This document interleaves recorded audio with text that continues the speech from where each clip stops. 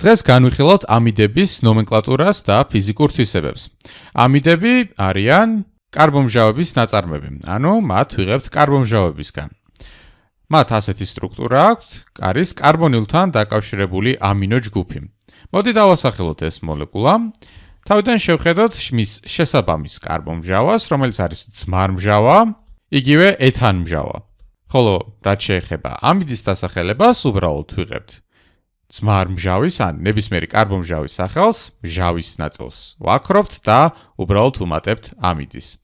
რაც შეეხება ძმარმჟავას, მის შემთხვევაში უბრალოდ უნდა გამოვიყენოთ ინგლისური ვარიანტი, რომელიც არის აცეტ, ანუ შესაბამისად იქნება ამის სახელი აცეტ ამიდი.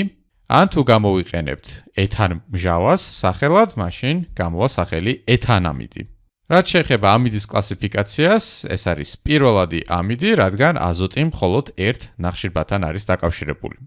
მოდი გადავიდეთ შემდეგ მაგალითზე, ამ შემთხვევაში გვაქვს 3 ნახშირბადიანი მჟავა, ანუ ეს არის პროპანმჟავა და აქ გვაქვს მისი შესაბამისი ამიდი. ამიდის ნაწილს თუ შევხედათ, იქნება ეს ნაწილი და გვაქვს იგი ჩანაცვლებული მეთილის ჯგუფით. მოდი დავწეროთ ჯერ ამიდის შესაბამის სახელი, რომელიც იქნება პროპანამიდი, ანუ ვაცლით მჟავას და ვამატებთ სახელში ამიდს. ანუ არის პროპანამიდი. პროპანამიდი კი არის მეთილის ჯგუფით ჩანაცვლებული აზოტზე. შესაბამისად, ამის სახელი გამოვა N-მეთილ პროპანამიდი. N-მეთილ, რადგან აზოტთან არის დაკავშირებული ჩვენი მეთილის ჯგუფი. ეს კი არის მეორეული ამიდი, რადგან ორ ნახშირბადთან არის ჩვენი აზოტი დაკავშირებული. მოდი განვიხილოთ კიდევ ორი მაგალითი.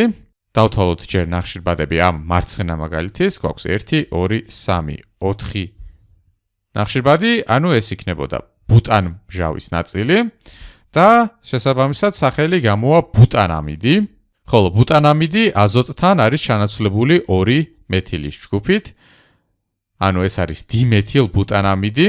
და რადგან ორივე მეთილის ჯგუფი არის N-თან ჩანაცვლებული, დავწერთ თავიდან N-დიმეთილ ბუტანამიდი. მოდი გადავიდეთ ამ მაგალითზე.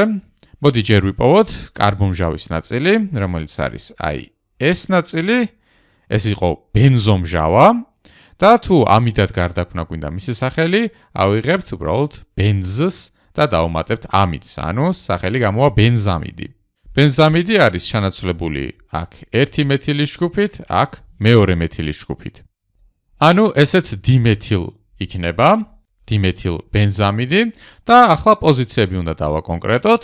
1 მეთილის ჯგუფი არის ჩანაცვლებული აზოტთან, მეორე მეთილის ჯგუფი კი ბენზოლში ამ პოზიციაზეა ჩანაცვლებული. ბენზოლში პირველი ნახშირბადი არის ეს ნახშირბადი, რომელთანაც დაკავშირებულია ეს ამიდის ჯგუფი. მეორე ნახშირბადი იქნება ეს მესამე იქნება, ეს კი მეოთხე.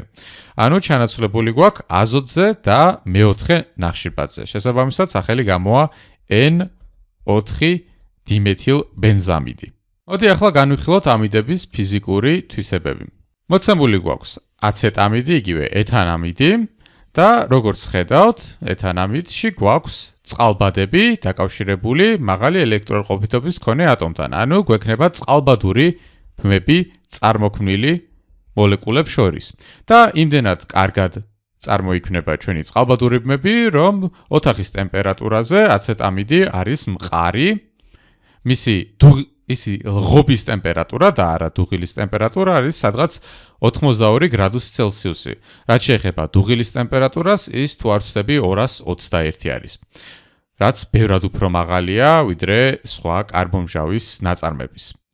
რაც შეეხება ხსნადობას, იგი კარგად იხსნება წყალში, რადგან მას შეუძლია წყალბადური ბმების ფორმირება ჩვენს წყალთან.